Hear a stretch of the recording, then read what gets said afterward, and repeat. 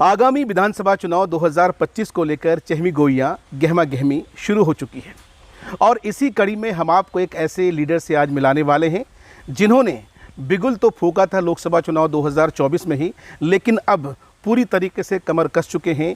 पहले मजलिस इत्तेहादुल मुस्लिमीन में थे, अब कांग्रेस को मजबूती प्रदान करने में हर मुमकिन कोशिश कर रहे हैं। दरअसल इस वीडियो में हम ये समझना चाहेंगे कि मजलिस से लेकर के कांग्रेस तक का जो उनका सफ़र रहा, इस सफ़र के दौरान किन संघर्ष से उनको गुजरना पड़ा और क्या वो वजूहात रहे जिनकी वजह से उन्होंने मजलिस का दामन छोड़ा, कांग्रेस का दामन थामा। ये वीडियो बहुत ही दिलचस्प होने वाला है, इसलिए आप सबों से ये विनम्र आग्रह हमारी कि वीडियो को आखिर तक ज़रूर देखिएगा। बहुत बहुत शुक्रिया निहाल भाई कि आपने अपने चैनल गांव मोहल्ला में मुझे मौका दिया।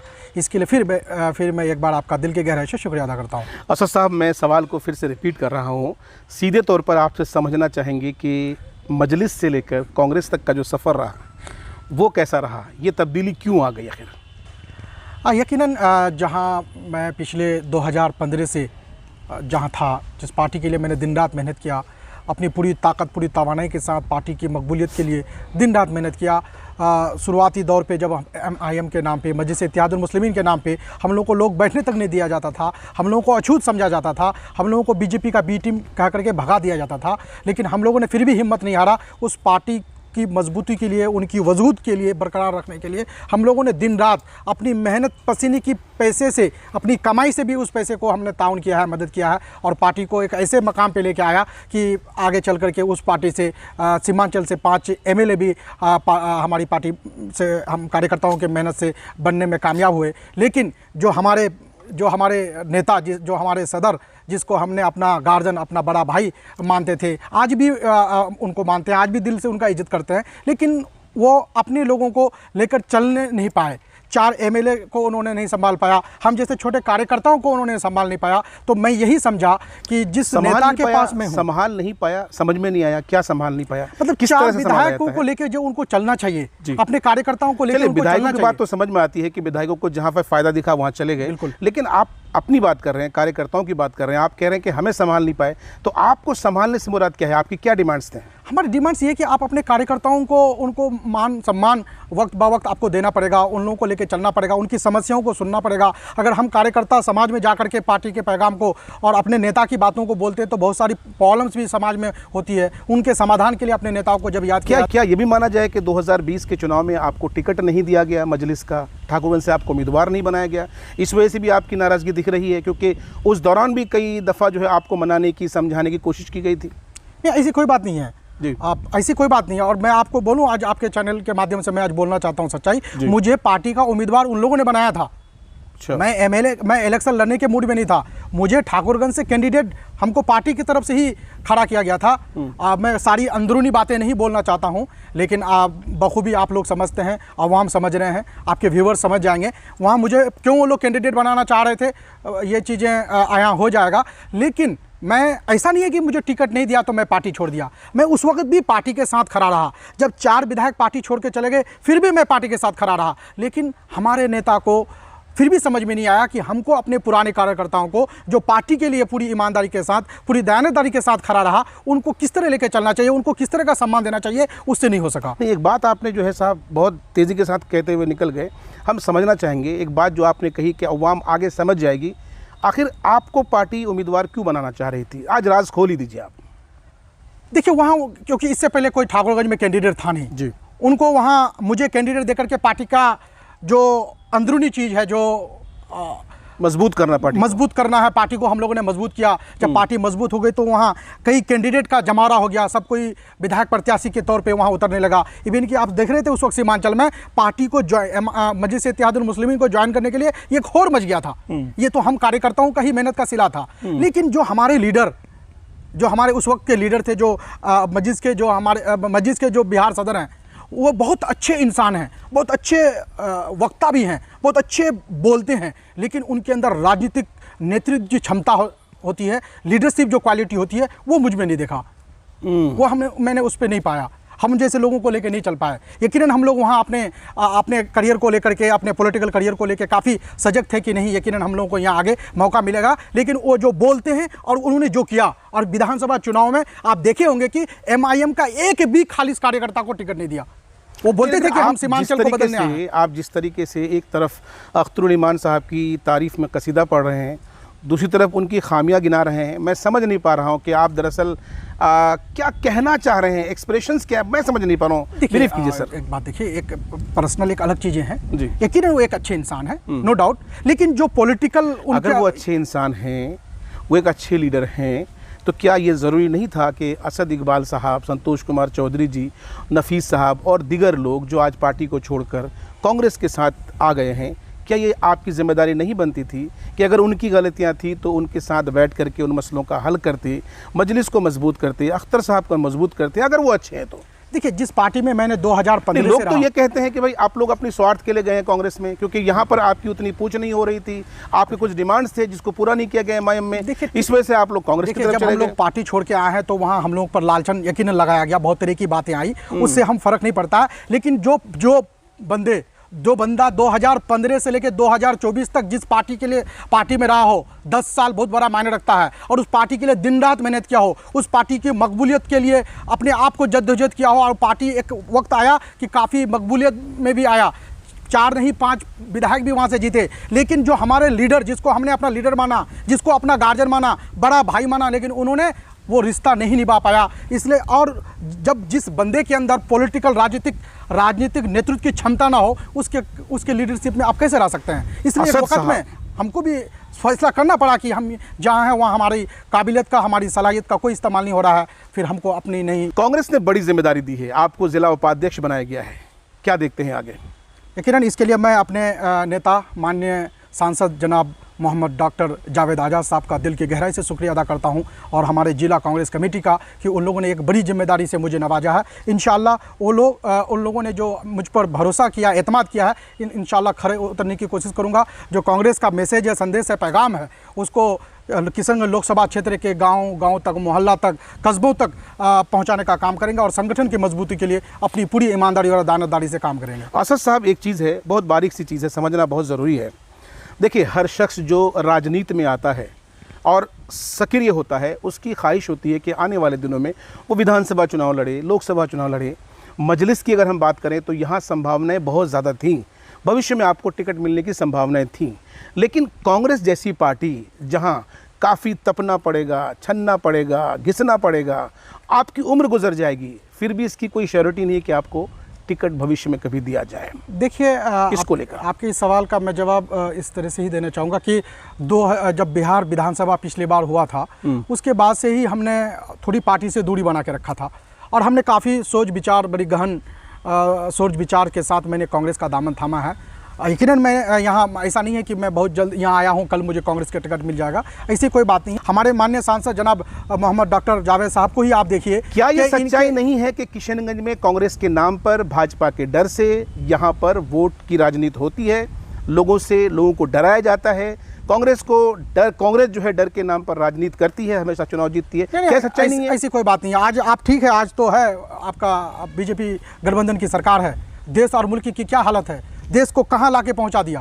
कांग्रेस ही एक ऐसी पार्टी है जो पूरे देश के हर कम्युनिटी को, हर धर्म को लेकर चलने की क्षमता है उनकी। वो जो नेतृत्व करते हैं वो एक कांग्रेस पार्टी के अंदर ही है। और देखिए, इससे पहले कांग्रेस पार्टी की सरकार थी, देश को कहाँ पहुँचाया था, हमारा देश का GDP कहाँ था, देश को किस तरह से आगे ले जा रहा था। लेकिन अभी जो मौजूदा साल 2006 सच्चर कमेटी की रिपोर्ट, कांग्रेस की सरकार, यूपीए की सरकार, सच्चर कमेटी की रिपोर्ट ने कहा कि भारत का मुसलमान सबसे पसमानदा, सबसे पिछड़ा, और पूरे भारत में बिहार, और बिहार में किशनगंज सबसे पसमानदा। अफसोस की बात है कि यहाँ अक्सरियत और हमेशा से यहाँ पर कांग्रेस के ही लोग जीतते रहे। आपको नहीं लगता है कि जिस कांग्रेस की हम पैरोकार हैं, उसी कांग्रेस की वजह से आज हमारी ये बदहाली है? ऐसी कोई बात नहीं है। कांग्रेस ने इस देश को, हमारे इलाके को भी बहुत, देश की छोड़िए, हम किशनगंज हमारे की बात इलाके कर को रहे भी हैं। बहुत कुछ दिया है। हम किशनगंज की बात कर रहे हैं। हमारे किशनगंज को भी बहुत कुछ दिया है कांग्रेस ने। हम ये समझना चाह रहे हैं कि 2006 लोकसभा क्षेत्र के 2006 में जब सच्चर, सुन लिया, इसका मतलब यह है कि 2006 में जब सच्चर कमेटी की रिपोर्ट आई, आपने 2006 से लेकर 2014 तक आपकी हुकूमत रही, आपने 2006 में सच्चर कमेटी की रिपोर्ट तो लेकर के आए, इम्प्लीमेंट क्या किया, मुसलमानों के हित के लिए काम क्या किया आपने? बिल्कुल, कांग्रेस ने पूरे देश में अलग अलग, आपको अलीगढ़ मुस्लिम यूनिवर्सिटी का कई ब्रांच कायम किए, उसमें हमारा किशनगंज भी है। उस वक्त हमारी मोहतरमा सोनिया गांधी साहिबा ने फंड भी अलॉट किया, लेकिन अभी का जो मौजूदा सरकार है उसको फंड को रिलीज नहीं किया। 10 करोड़ से देखिए, ज़्यादा अब दिए अगर नहीं। एएमयू की हम बात करेंगे तो बहस हमारी काफी लंबी छिड़ जाएगी। कांग्रेस में है, हाँ। हमारी शुभकामनाएं, हमारी दुआएं आपके साथ हैं। लेकिन मेरा एक अहम सवाल यह है सर कि जो सूरत हाल है आज के हालात में, हम जो देख रहे हैं कि जब से असद इकबाल साहब ने कांग्रेस का दामन थामा है तो हमारे सांसद महोदय बहुत ज़्यादा एक्टिव नज़र आ रहे हैं, इसमें कोई दो राय नहीं है। वो सांसद जिसको लेकर कहा जाता था कि कभी जो है वो इलाके में नहीं जाते हैं, लोगों से नहीं मिलते हैं, और ये आरोप अवाम के साथ साथ उनके जो कांग्रेस के लीडर जनाब तौसीफ साहब गाहे बगाहे कहते रहते हैं।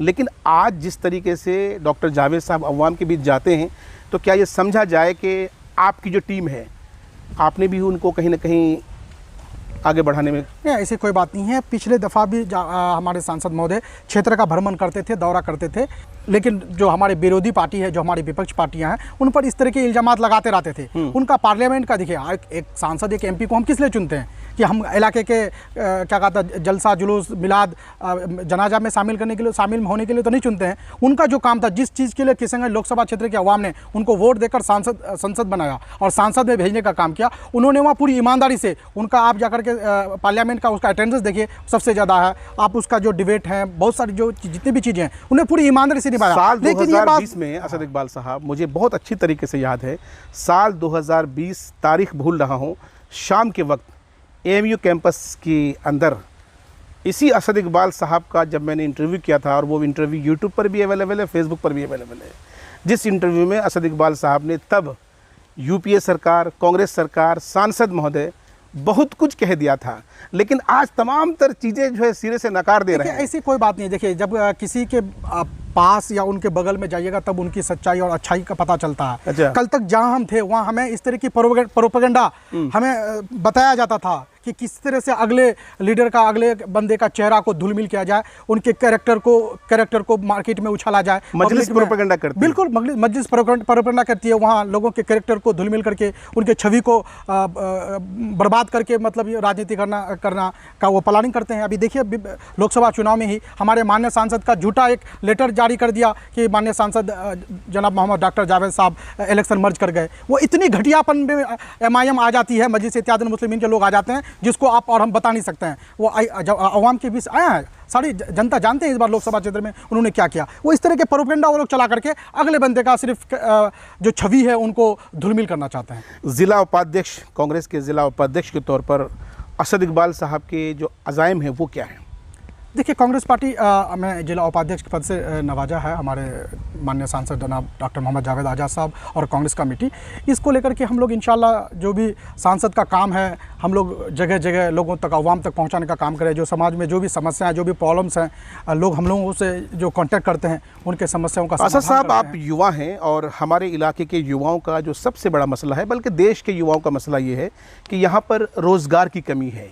गाहे बगाहे हमारे सांसद महोदय कहते रहते हैं कि हम रोज़गार के जो मौके हैं वो फराहम करेंगे। हाँ, माननीय सांसद महोदय हमारे अलग अलग मंत्रियों से मिलकर के, चाहे वो शिक्षा मंत्री हो, चाहे वो जो भी जिस विभाग के हेल्थ मिनिस्टर हो, सभी से मिलते हैं और हमारे इस किशनगंज लोकसभा क्षेत्र के समस्याओं को उन लोगों तक अवगत कराने का काम करते हैं। अभी रोज़गार से रिलेटेड भी जो उनके संबंधित मंत्री हैं उनसे भी मिले हैं। देखिए, एक सांसद का काम है कि अपने लोकसभा क्षेत्र के समस्याओं को उस विभाग के संबंधित मंत्री से पार्लियामेंट में आवाज़ बुलंद करना, वो इसको कम कर रहे हैं, कोशिश कर रहे हैं। इंशाल्लाह उम्मीद है बहुत अच्छा होगा। हम जिस किशनगंज की सरजमी पे अभी खड़े हैं, दरअसल ये मुस्लिम अक्सरियत वाला इलाका है और मुसलमानों का आज का सबसे बड़ा मुद्दा वो वक्फ बोर्ड का मुद्दा है।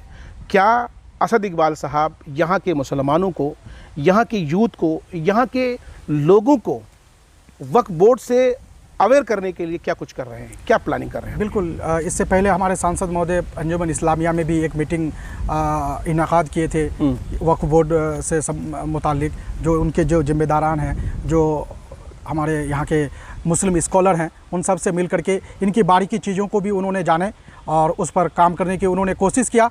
और हम लोग भी आवाम तक वक्फ बोर्ड से मुतालिक हम लोगों को जागरूक कर रहे हैं। और उसके लिए एक स्कैनर भी जारी किया गया है, ईमेल आईडी भी दिया है कि आप ज़्यादा से ज़्यादा मेल कर सकते हैं, स्कैन कर सकते हैं और अपनी गुस्से का इजहार भी कर सकते हैं। और हमारे माननीय सांसद महोदय जनाब डॉक्टर मोहम्मद जावेद साहब जो वक्फ बोर्ड अमेंडमेंट बिल का मेंबर भी हैं और इनके लिए वो काफ़ी जद्दोजहद और उनकी लड़ाई लड़ रहे हैं। बिहार का इस वक्त का सबसे बड़ा मुद्दा ज़मीन सर्वे का मामला है और ज़मीन सर्वे को लेकर कई तरह की खबरें आती हैं।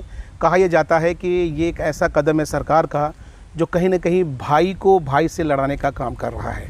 कहीं न कहीं नीतीश कुमार सरकार ने बिहार की जनता को उलझा कर रख दिया है और इस ज़मीन सर्वे को लेकर के बहुत बड़े लेवल पर जो है साहब धोखाधड़ी हो रही है, रिश्वतखोरी हो रही है। क्या ऐसा कुछ है? अगर है तो इसका समाधान क्या है? बिल्कुल ये सच्चाई है कि यकीनन अफसरों में धन उगाही का एक बहुत बड़ा तमगा मिल चुका है उन लोगों को, चाहे वो सीईओ हो, कर्मचारीगण हो या सर्वे अमीन हो। इस तरह में काफ़ी हम भी सुन रहे हैं, कई कंप्लेन आ रहे हैं। लेकिन उसके लिए कल हमारे माननीय सांसद जनाब मोहम्मद डॉक्टर आज़ाद साहब और हमारे कई विधायकगण मिल करके कल एक मीटिंग आयोजित हुआ था कल सर्किट हाउस में। और उसमें इसी संबंधित जो पदाधिकारी हैं, जिला के पदाधिकारी हैं, एडीएम साहब हैं और कई पदाधिकारी उसमें शामिल हुए थे और इन्हीं से मुतालिक बारीकी से चीज़ों को बताया गया था। इसमें मैं आपके चैनल के माध्यम से यही कहना चाहूँगा कि आपको ज़्यादा परेशान होने की ज़रूरत नहीं है, अफरा तफरी का माहौल कायम पैदा करने की ज़रूरत नहीं है। आप पूरी सुकून और इत्मीनान के साथ अपनी कागजात को दुरुस्त करें, सही करें और उनके लिए ऑनलाइन भी आप कर सकते हैं। आपको सीईओ के पास या सर्वे अमीन के पास या कर्मचारी के पास जाने की भी ज़रूरत नहीं है। आपके अगल बगल में जो भी सीएससी केंद्र हैं, जो भी कंप्यूटर की दुकान है, आप जा कर के अपना कागजात ऑनलाइन भी अपलोड कर सकते हैं। उनका वेबसाइट हम लोग सोशल मीडिया में भी जारी कर दिए हैं। आप उनसे सारे सीएससी केंद्र वालों को या मोबाइल के कंप्यूटर दुकानदार भाइयों को इनकी जानकारी है। आप जा कर के वहाँ अपने से, अपनी इत्मीनान से और जो भी भरेंगे आप सोच समझ के भरेंगे, क्योंकि आप फिर कर्मचारी के पास डॉक्यूमेंट दीजिएगा, सर्वे अमीन के पास दीजिएगा, वो लोग फिर उसी को ऑनलाइन करेंगे, फिर गलत सलत कर देते हैं। लेकिन जब आप खुद से करेंगे तो आप पूरी तरह से शुद्धता और पूरी तरह से सही तरीके से उसको आप अपलोड करेंगे तो ज़्यादा से ज़्यादा आप लोग ऑनलाइन पे ज़्यादा ध्यान दें। चलिए हम लोग में अंचल में भीड़ लगाने की जरूरत नहीं है और किसी दलाल के चुंगल में फंसने की जरूरत नहीं है। अगर कोई आप लोगों से कोई दलाल रिश्वत मांगने की कोशिश कर रहा है या कर्मचारी रिश्वत मांग रहा है या कोई और, तो आप लोग हम लोगों से संपर्क कर सकते हैं, कांग्रेस के कार्यकर्ताओं से संपर्क कर सकते हैं, हमारे महागठबंधन के नेताओं से संपर्क कर सकते हैं। इंशाल्लाह हम लोग आपके इस समस्या के साथ पूरी तरह से खड़े उतरेंगे। चलिए हम लोग इंटरव्यू के इख्तिताम की ओर पहुंच रहे हैं। हमने शुरुआत में आपसे पूछा कि आपका मजलिस से कांग्रेस का सफ़र। अब मेरा सवाल है कि आप मजलिस और कांग्रेस दोनों की तुलना करेंगे तो अपने आप को कहाँ सबसे ज़्यादा मुतमईन पाते हैं?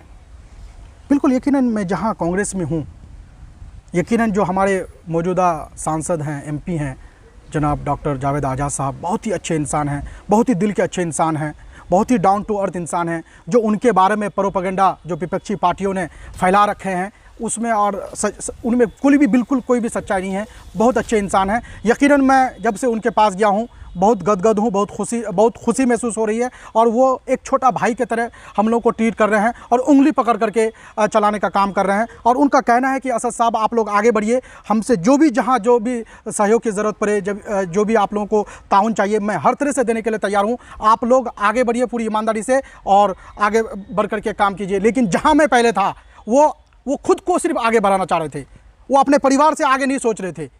वहाँ किसी को, हम जैसे नौजवानों को आगे बढ़ने की देना ही नहीं चाह रहे थे। लेकिन आज मैं जहाँ हूँ, आप लोग भी देख रहे हैं सोशल मीडिया के माध्यम से, हमारे सांसद महोदय हम जैसे नौजवानों को आगे बढ़ा रहे हैं, उंगली पकड़ के लेके चलाने का काम कर रहे हैं। इसके लिए मैं अपने सांसद जनाब डॉक्टर मोहम्मद जावेद आज़ाद साहब का बहुत बहुत शुक्रिया अदा करता हूं कि सर आपने यकीनन हमें जो मोहब्बत से नवाज रहे हैं, जो हमें इज्जत दे रहे हैं, इसके लिए मैं आपका बहुत बहुत शुक्रिया। और ने जो हमें पार्टी में जो जिम्मेदारी दी है इसके लिए भी आपका बहुत बहुत शुक्रिया।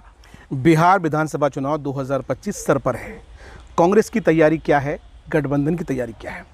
लेकिन गठबंधन अपनी रणनीति तैयार कर रही है, अपना संगठन को मजबूत कर रहे हैं। हम लोग भी अपने कांग्रेस के संगठन को बूथ लेवल तक अपना रणनीति तैयार करके हम लोग मैदान में उतर रहे हैं और इंशाल्लाह फिर आगामी विधानसभा चुनाव में इंशाल्लाह महागठबंधन की सरकार बनेगी इंशाल्लाह, और हम लोग महागठबंधन से ज़्यादा से ज़्यादा सीट जिताने का काम करेंगे। आखिरी सवाल है असद साहब, मजलिस के 4 विधायक जो अब राजद के विधायक हैं, जो अब गठबंधन के विधायक हैं, और कहा यह जा रहा है कि आने वाले चुनाव में जो मुखालिफत है इसका खामियाजा इनको भुगतना पड़ सकता है। मैं तो चाहूँगा ही और कि हमारे महागठबंधन के जो भी कैंडिडेट्स हो, जो भी विधायक हो, अभी यकीनन वो लोग वर्तमान में महागठबंधन के विधायक हैं, तो टिकट तकरीबन उन्हीं लोगों को ही मिलने वाला है इंशाल्लाह।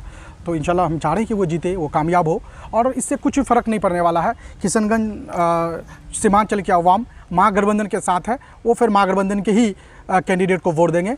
बाकी लोग जितने भी अफवाहें फैला दें, जितने भी प्रोपेगेंडा फैला दें, उससे अवाम में कोई फ़र्क नहीं पड़ने वाला। क्या वाकई मजलिस बीजेपी की बी टीम है? अब वो ए टीम है, बी टीम है, या उसका काम है, वो करते रहे, यही तो लगता है।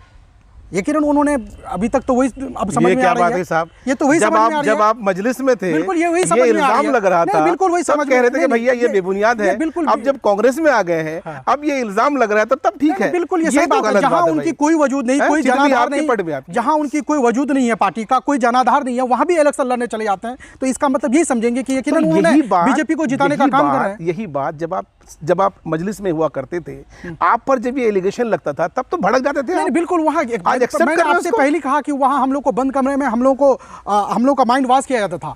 हम लोगों को तरह तरह के प्रोपेगेंडा बताया जाता था कि अपनी बातों को कैसे रखना है, पब्लिक में जाके कैसी बात को रखना है। तो यकीनन हम भी उस वक्त बहकाव में आए थे, ये सच्चाई है, उसमें कोई ये नहीं है। लेकिन ये सच्चाई है, और हालात से भी लगता है कि जहां उस पार्टी का कोई जनाधार नहीं, कोई वजूद नहीं, वहां भी कैंडिडेट खड़ा कर देते हैं। तो इसका मतलब यही समझ में आता है कि यकीनन उन्होंने बीजेपी को जिताने का उन्होंने ठेका ले रखा है। चलिए, बहुत बहुत शुक्रिया असद इकबाल साहब। आखिर में क्या पैगाम है आपका, क्या मैसेज है? बस आपके चैनल के माध्यम से मैं एक बार फिर आवाम से, आपके व्यूवर से कहना चाहूँगा कि जो सर्वे जो अभी हो रहा है, ज़मीन का सर्वे हो रहा है, आप ज़्यादा परेशान ना हो, टेंशन ना हो। जब मैं लोगों से मिलता हूँ, आवाम से मिलता हूँ, बातें करता हूँ आप लोगों से, तो बहुत लोग परेशान हैं। परेशान होने की ज़रूरत नहीं है। आप अपने अगल बगल के मुखिया मेंबर, सरपंच के मेंबर, पैक्स चेयरमैन के मेंबर, और जो भी पढ़े लिखे लोग हैं, उन लोगों से रब्ता कायम करें, उन लोगों से बातें करें, और जो हमारे हम लोगों के जो कांग्रेस के कार्यकर्ता हैं, हम लोगों से संपर्क करें। आपको किसी तरह का कोई दिक्कत नहीं होगा, कोई ज़मीन किसी का कुछ नहीं होने वाला है। सारी समस्याओं का हल है, बिना म्यूटेशन का भी आप ज़मीन का सर्वे करा सकते हैं।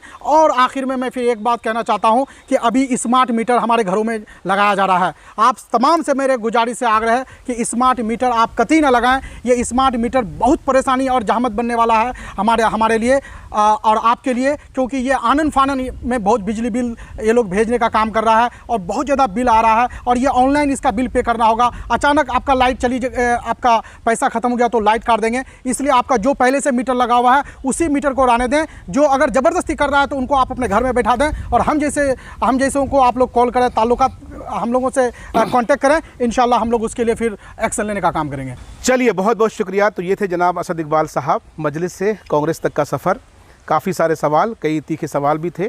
आप में से किसी को नागवार गुजरी हो तो नज़रअंदाज कर दीजिएगा, माजरत चाहते हैं। इंटरव्यू है और इंटरव्यू में हर तरह के सवालात होने चाहिए। बहरहाल इस वीडियो में इतना ही। अपनी राय जो है कमेंट बॉक्स में ज़रूर लिखिएगा। अपना और अपने परिवार का ख्याल रखिएगा। Take care. अल्लाह हाफिज़।